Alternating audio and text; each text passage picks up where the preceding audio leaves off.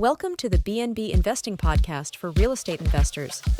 Fix and flippers and realtors exploring investment options with Airbnbs and short-term rentals through acquisition, leasing, or management to generate consistent monthly revenue. Join us for a chat with experienced and successful short-term rental investors to hear their story of how they got started and created wealth by building scalable businesses. We also explore various service providers and lenders that help make our businesses more efficient and maximize revenue in this awesome sharing economy. Welcome your host, Rich Munroe. Hey everyone, Rich Munroe here with BNB Investing Group. Hope everybody's doing good this week.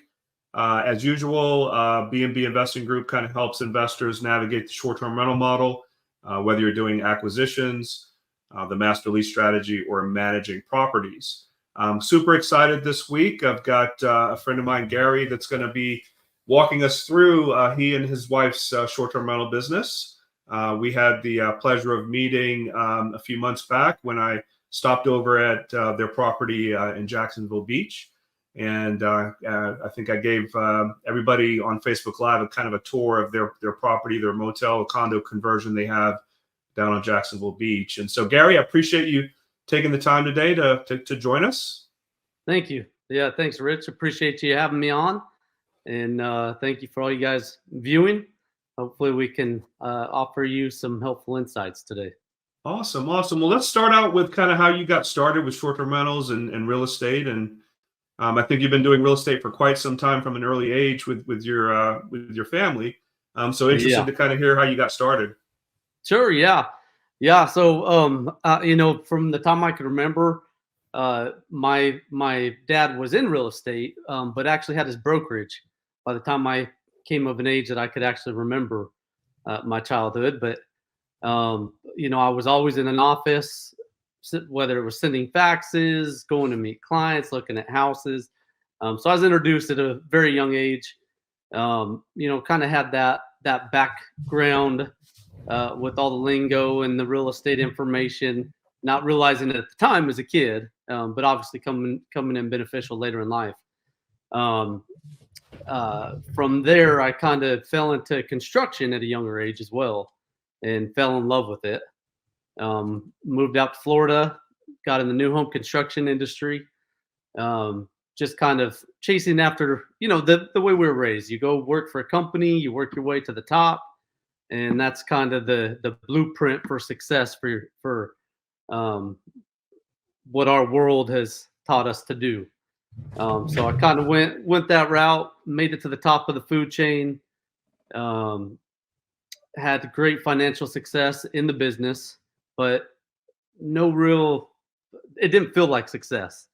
I worked 100 hours a week, never saw my kids, stressed out of my mind. It was a nightmare. So put up with it for a lot of years, obviously for the money, but ended up stepping back and kind of reevaluating my life as far as what the plan was. So I went back to real estate a little bit and kind of coupled that with my construction experience. Obviously that works well with flips. Doing different renovation stuff like that. It's very simple when you have the people already at your fingertips and disposal. So we went about just doing real estate business as we knew. Took a few different real estate classes. We're trying a few different approaches to deals and to doing real estate. As I'm sure there's so many ways of approaching real estate, and tons of different ways to get into the market. So we're kind of exploring those avenues and had a few people suggesting that we try vacation rentals, which we'd stayed in one before, so we kind of understood the concept. It replaces a motel basically. Mm-hmm. And so we actually had a long-term rental house that we had just moved tenants out that had been there for 5 years. So as you can imagine, and for those of you that don't know that haven't had long-term rentals, that's the painful part of it. It is. It's you never know what you're going to walk, especially at 5 years. So needless to say, the place was a disaster. The house was pretty well torn up. The real estate market was doing well at the time. So the thought process was, they're moving out. Let's go ahead and just do a full renovation, and we can capitalize on selling this house. So that's what we did. Again, growing up in real estate, one of my dad's pet peeves was always to have the house staged. That was a big thing to him, and also having professional pictures. So we followed in his footsteps. And once we got the house completely renovated, made it beautiful, and had it fully decorated, kind of light bulb clicked in my head. It was like, we've heard a lot of people tell us this. Maybe we should just check it out, try it out. And so it was like, all we got to do is stock the kitchen and the bathrooms, basically, and we could give this a try.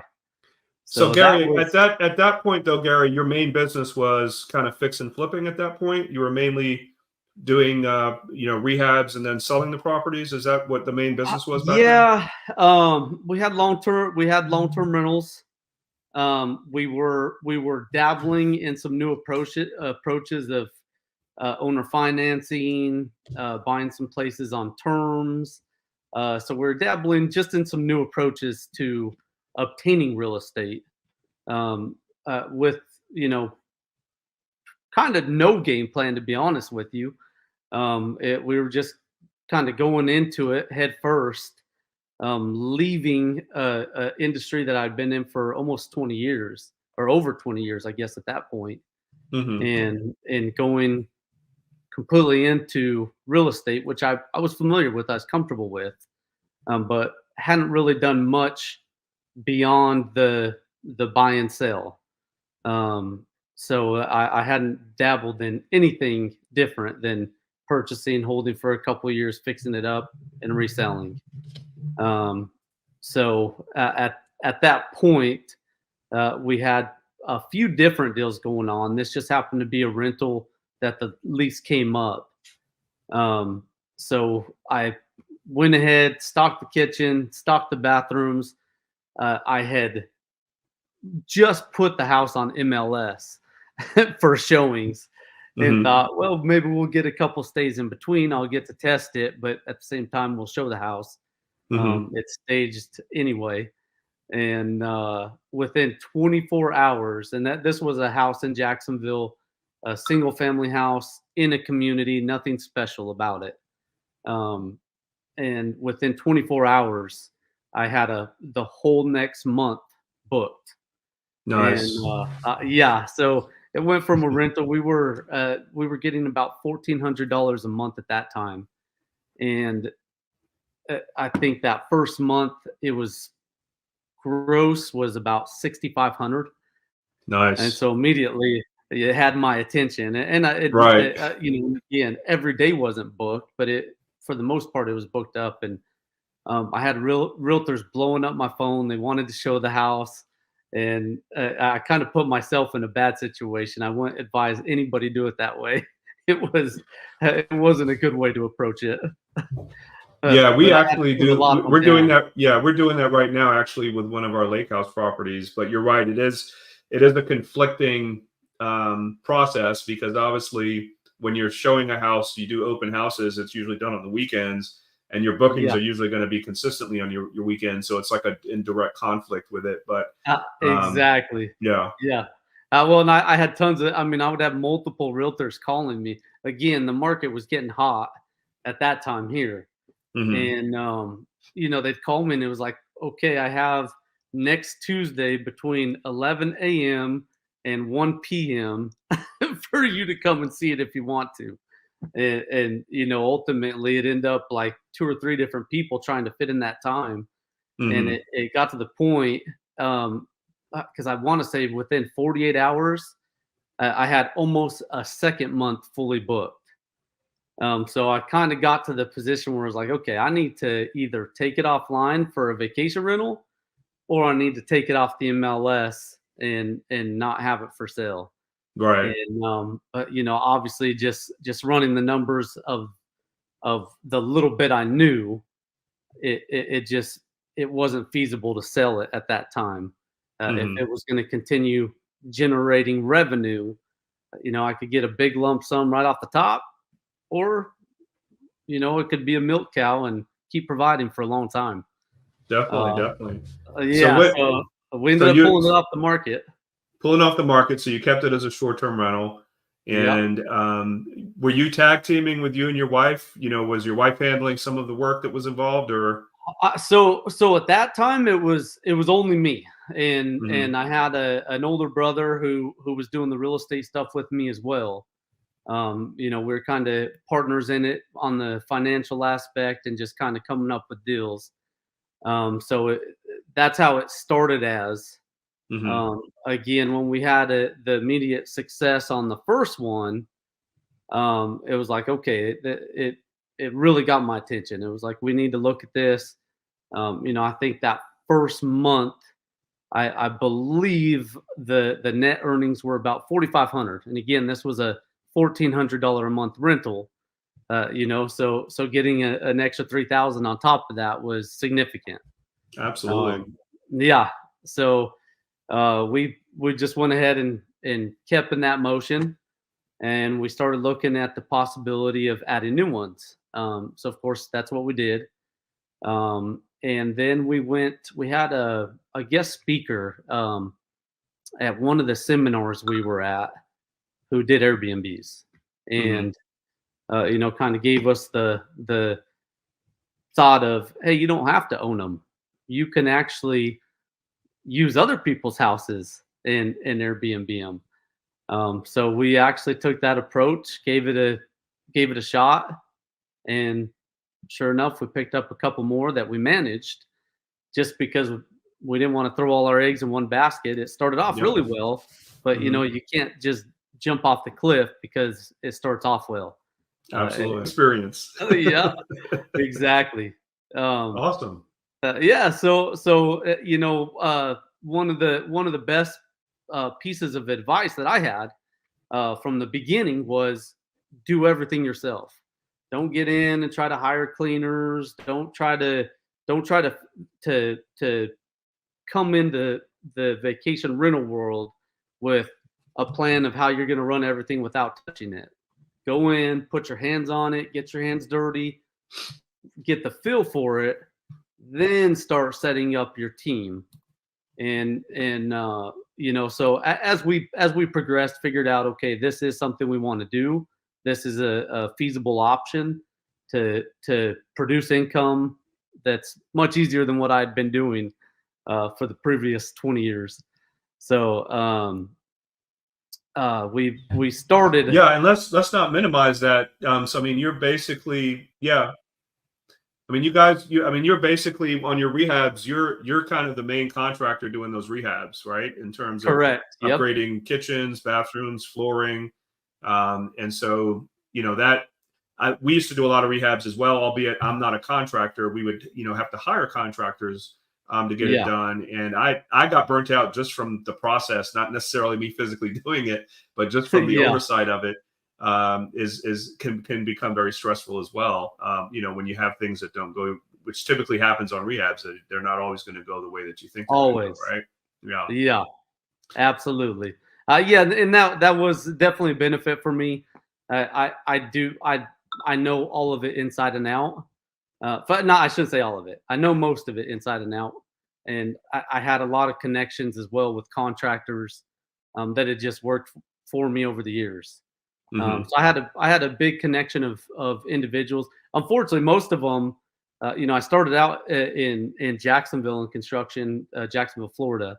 But the company I was working for actually moved me down to the West Coast into Tampa, and I actually ran the whole West Coast of Florida. So I actually didn't have a lot of contacts when I moved back to Jacksonville and started doing the more of the real estate as a primary business. Hmm. So I did have to pull some other people here and there when necessary. But Okay. majority of it I do myself. Oh yeah, I didn't realize that. So we've been very active in the Tampa market as well. I think at its peak we had about 22 properties that we were doing short-term rentals on there, and Most of them were managing for other investors, and then there was also some of the single family houses we did rental arbitrage on as well. And so I know the Tampa, Florida market well, also from buying distressed, rehabbing, and then converting over to a short-term rental. And so yeah, definitely. Yeah, it's a great area. Actually, I would love to go back down to the Tampa market and get more involved there again. But yeah, we kind of set out here.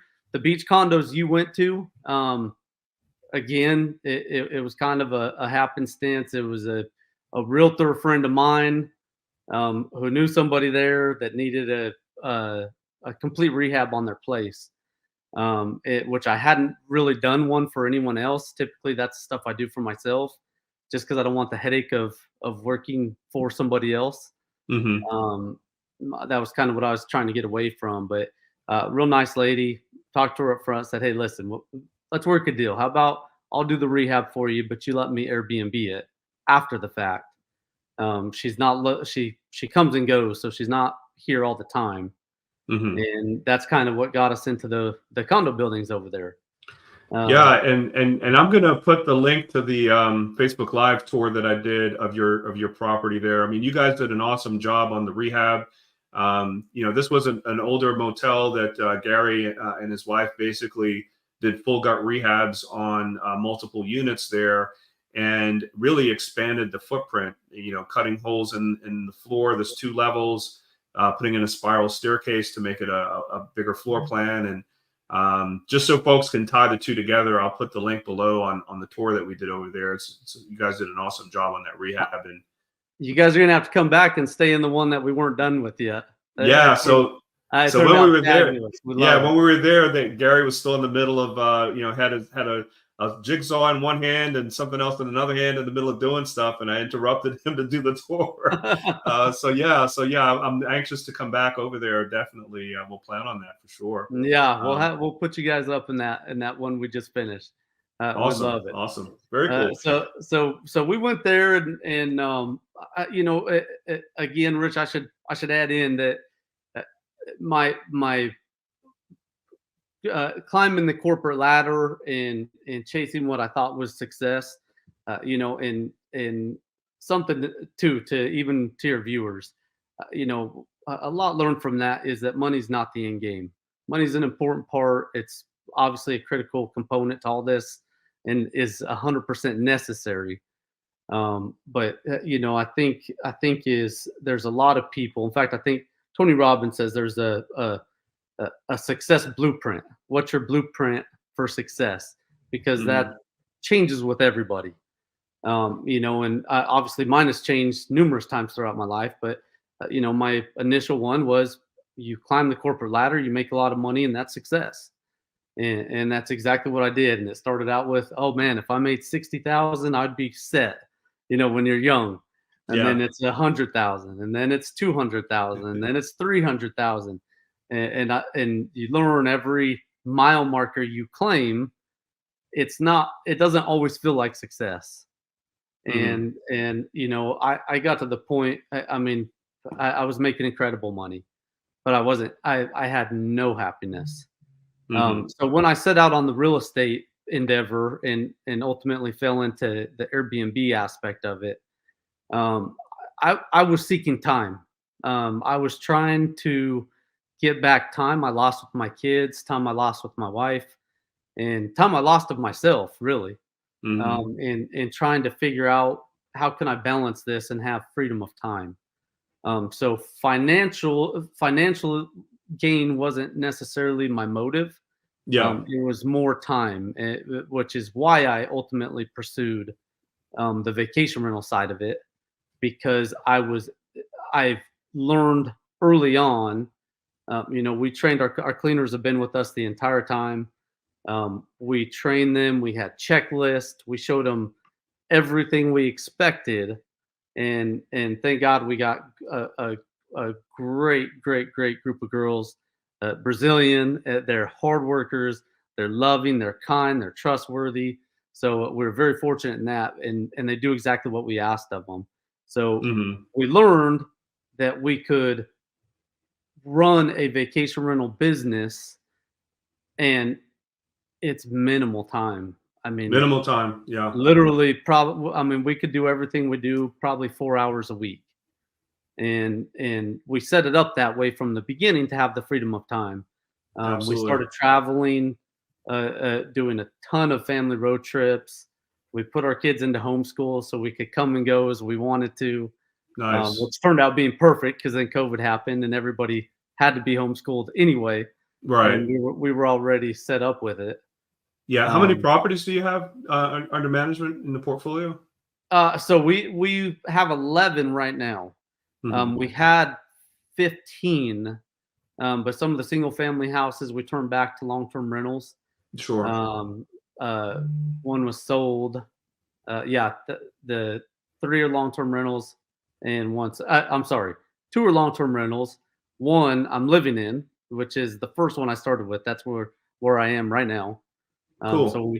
So when we came back to Jacksonville from Colorado, we started turning this into it was a vacation rental when we were gone, and it was home when we'd come back. Got it. Yeah. So and we went out to Colorado. We got a home there that we also rent out, and that's when we decided to build the teepee. So yeah, and I know everyone's anxious to hear about the teepee. Obviously with Airbnb's platform post-COVID, they kind of changed everything to be more focused on categories and kind of different niches. So curious to see from a timing perspective, when did you guys start with the teepee tent rental? Yeah, so we headed out to Colorado in 2020. That we were kind of prospecting at that point. I felt it would be a good option there in Southwest Colorado, where I'm from. The national park there is Mesa Verde. So it's Native American cliff dwellings, which doesn't get as much foot traffic as a Yellowstone or anything like that. But there's a lot of people that still come to see it every year. I want to say it's like 300 to 400,000 that come into the small town where I was raised to see Mesa Verde National Park. So initially going into it, it was like, hey, a teepee would be the perfect theme for people coming to see the cliff dwellings. And then of course the surrounding area, there's a lot of BLM land, the Bureau of Land Management, that has tons of Native American dwellings all over the place. So cool. It was like, hey, that's a perfect idea. Let's put up a teepee. And Awesome. that's the pictures you see there. So it is a real true teepee. The poles, everything. We did pour a concrete slab to put it on because we do get high winds out there at times. So we wanted to make sure it was the pine poles were properly secured to the concrete, so the whole thing wasn't blowing down. But yeah, we built it out. It's actually bigger than our beach condos. You stayed in one of our beach condos. Those range from about 300 square foot to 600 square foot. This is a 750 square foot teepee, of course, with the 32-foot tall ceiling. And it was a big undertaking. It was really fun. We basically did everything twice because to my knowledge, it's never been done. In this form anyway. I've seen a lot of teepees they built out of wood and stuff like that, that look like a teepee, but ultimately it's wood construction. So I hadn't seen any actual teepees made of canvas that were retrofitted to mimic a super nice apartment. Very cool. And so it's got 2 beds in there? Yes. So there's a king size bed, and then there's a queen futon that's in there as well. So you poured a concrete slab. The concrete slab is on the entire bottom of the tent, correct? Correct. So there's a full circle underneath the teepee, and then a half circle for the front porch. Got it. And What about electrical, plumbing? Has it all. Yeah, it's Has it got all? its own Really? septic Okay. tank. Yeah, has its own septic tank. There you see the TV. You see the outlet right below it. It's got working lights, an electronic smart uh, uh, coded door lock. That's got Wi-Fi, refrigerator, oven, coffee maker, full kitchen. So Wow. Okay. every So it's yeah, like a cathedral ceiling inside there. That's awesome. It exactly. Yeah. It looks Yeah, a lot bigger on the inside than it does from the outside. correct. Yeah, Yeah. yeah. When you get inside, it actually feels really spacious. Hmm. So again, the ceiling, the middle of the top of the teepee is 32 foot tall. Um, so you can imagine it was quite the undertaking. Just getting everything in. There you see the toilet, the bathroom, full vanity, a full shower. So we get a lot of people. In fact, we we laughed at quite a few times. There were husbands that planned the trip and told their wives they were going to be staying in a teepee, and they freaked out. Because there are a lot of teepees out there that people can rent, but Yeah. a teepee. So the original American Indian teepees, the bottom canvas was about 9 to 10 inches lifted up off the ground, so the whole bottom is open. Hmm. There's smoke flaps on the top, which open up the whole ceiling of the teepee, so you can have a fire pit in the middle of the teepee. And so Mm. that's typically what you see. You'll see teepees out there on Airbnb. They have a cot inside of them. The bottom's open. The top can be open, and sometimes they have a fire pit right in the middle of it. So Hmm.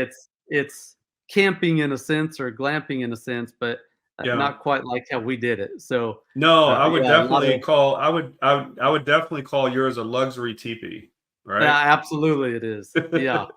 Yeah, in fact, tons of our reviews, people come in and they're like, "This is nicer than my apartment. I could live here." But you get a lot of there are several husbands we talked to that had tricked their wives that they got a teepee, and they get there like expecting they're going to be roughing it, Yeah. and they walk in and they're just amazed. Oh, Um, very cool. That's yeah, awesome. Is and it it's is it open here, or are these openings up here, no, no, or no, no. So again, this is that re-engineering. yeah? So that the top part is just a canvas that's going from the wall to the canvas. What it's Okay, doing is keeping the heat in during the wintertime. got it. So as you can imagine, it's a canvas exterior. So over there on the corner of the bed, you can see there's a little pellet stove over there. Yeah, So once the heaters are good until about, I don't know, maybe 30 degrees, 25 to 30 degrees Fahrenheit. mhm, And yeah, then all of a sudden it starts getting pretty cold in there, and the heaters can't really keep up. So we went ahead and added the pellet stove. So again, we only open it for 5 to 6 months out of the year, mhm, because it is a canvas exterior. It is in Colorado. It does get cold. It does snow. Um, but the pellet stove keeps it between the pellet stove. That's a split unit right there, so that's an got AC it. Yeah, and a heater there. right, And then on the far side, the black portion on the other side of the bed over is here. is the pellet Yeah, stove. Yep. got it. So yeah, Okay. again, that was kind of a learning as we went. We put people in there, and they complained that it was too cold with the heater going at night. So we dropped everything, had a pellet stove in there the next day, and had it going. That's the view out there of the mountain. But yeah, it Very was a cool. cool learning experience. Yeah. So Awesome, that's your awesome. view from the fire pit. That's great. What's the nightly rate on this, Gary? So we go, and depending on the time of year, it ranges from 150 to 250 a night.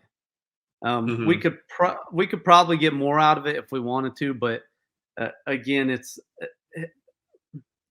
one thing we've learned in this business is if you start getting too greedy, it backfires. And we did, we've been there ourselves. We'll go somewhere we want to rent. It looks like a cool place to go, but the price is insane, and so ultimately we don't go just because it doesn't make sense to pay that much to stay at a place. So when we went into this, our goal was to create something that was worth $400 a night, but not to charge $400 a night. That's what gives. We had 5 stars for the first 2 years, nothing but 5 stars, and we've had a lot of rentals. We've never had that. And that's awesome. And by year 3, we start. Of course, you get people. It gets more traction, so you get more types of individuals. But yeah, you're being kind. You get the picky, uptight people that are. Well, unfortunately, there's a lot of people out there that think they know a lot and think that people want to hear what they know, and it's unfortunate. But you just, it's part of customer service, for sure. That's a part of the real estate business. Whether you're flipping, whether you're doing Airbnb, there's no emotion in it. Absolutely. You don't get too connected to something. I mean, I love that Teepee, but if somebody comes in and tells me it's the worst place they've ever been, I just say, I'm sorry you feel that way. We hope you have a better experience at your next place. It's natural to want to fight those kind of things and feel offended, like it's personal, but it's not. It's none of it's personal. For sure. So let's cover real quick. And guys that are watching, if you have any questions, please throw them in the comments below. We'll see if we can get to those before we finish up. But so did you have to get this permitted? Oh yeah. So we had to have a septic tank. So again, this is rural Colorado, but we had to hire a septic engineer to draw up the plans and be approved by the county. We had to get the electrical meter set up out there for a new one. So actually on that piece of property there, it's about 7 acres, and we ran enough power and water to put about five different teepees. So we'll probably do that eventually. Again, when we started this, like I told you, it was about time. It was about family. So my daughters are teenagers now. That's why we left Colorado to come back to Jacksonville, to the city. They have friends here, and we wanted them to have that social environment that they have with their sports and church and school. So we kind of built that one, put it on hold. We actually gave that one to my mom. Believe it or not. Nice. We made our money back within 2 years, and again ran the infrastructure to put more up later. And so how far is that from I'm assuming Denver would be the closest airport? Close. So they have a new airport now that's Montrose. That's a major one. That's probably the closest there, or Albuquerque, New Mexico. Got it. So the Montrose one is new. They fly Southwest there. It's a 3 or 3.5 hour drive through the mountains. Beautiful, gorgeous area. Looks actually like you drive through Telluride. So I grew up skiing in Telluride with my school. Right. That was like one of the school things you sign up for. So long term, you're going to be adding more teepees later on. Essentially. Yeah.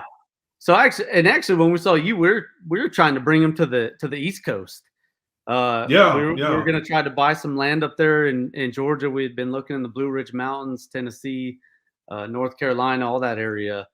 There's already a lot of foot traffic there, and the feedback we got from people, we just wanted to put more out there. Definitely. Yeah, the biggest complaint we had was that we didn't have more out there. People wanted to come with multiple families, Right. and we weren't set up for that yet. So what's the all-in cost on constructing one of these and getting it set up? So that one in particular,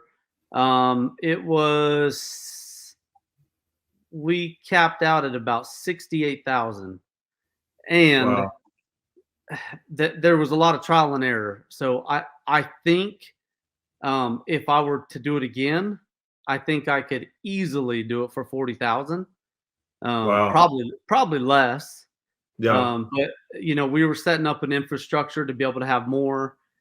This is way off the main road, so we had 600 and some feet of electrical line that we had to run, 600 feet of water line we had to run, new meters for both, new septic. So that there was a lot of infrastructure set up to Mhm. plan for the future that was in that, as well as stuff that we did once, and then there was additional cost to redo it when we found out it didn't work.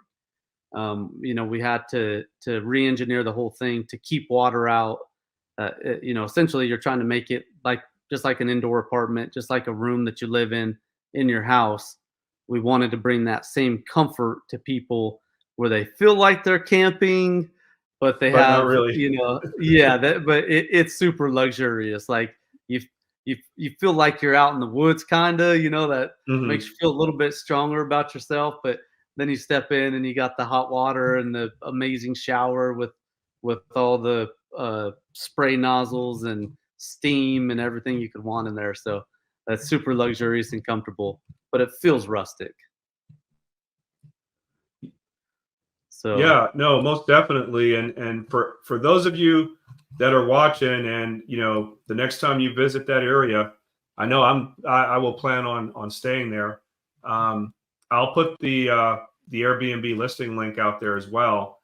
This is just a fabulous job you guys have done on this, and thank you. I'll definitely plan on staying there when I come out in that area. And like I said, if I'll put the listing link below in the comments, so it's kind of tied to this Facebook Live we've done, and definitely look forward to chatting with you about other opportunities, because we're also looking for land, and we have a lot of our B&B investing members that are part of our program. We actually have one of them that's actually doing some cabins up in the North Georgia and Alabama mountains up there. So we would love to kind of talk about some potential projects together, because it's definitely, absolutely. Yeah. That Teepee, that's kind Definitely. of stuff I like. Sorry, you cut definitely, out on me there. definitely. But I think we're about that. Unique. Yeah, no, I love it. Yeah, I think we're about to have a little storm, so it's affecting my Wi-Fi. So that's why. But yeah, so Gary, listen, I really appreciate you taking the time. This has been super informative for everybody. I'll like I said, I'll put your link in the comments below. Hopefully, folks will come and stay there if it's available, because it looks like it stays pretty booked. I look forward to coming down and hanging out with you guys when we come back to Jacksonville as well. So I really appreciate you taking the time today. Absolutely. Appreciate you having me, Rich. Thank you. All right. Awesome. And thanks everybody for jumping on. If you're ready to kind of get started and build a scalable short-term rental business, feel free to reach out to me directly and learn more about the B&B investing program, see if it'll be a good fit for you or not. And until then, we'll see everybody next week. Thanks everybody for checking us out. Take care. Thanks for jumping on the B&B Investing Podcast this week. Please click on the subscribe and like button below. For more trainings, property tours, and content, you can join my B&B Investing Facebook group by clicking below. If you are ready to grow your short-term rental portfolio and maximize your monthly income, you can click on the link below to schedule a quick strategy call with Rich or someone from his team to see how we can help or point you in the right direction. Stay tuned for our next episode and hope to see you on the B&B Investing Group podcast.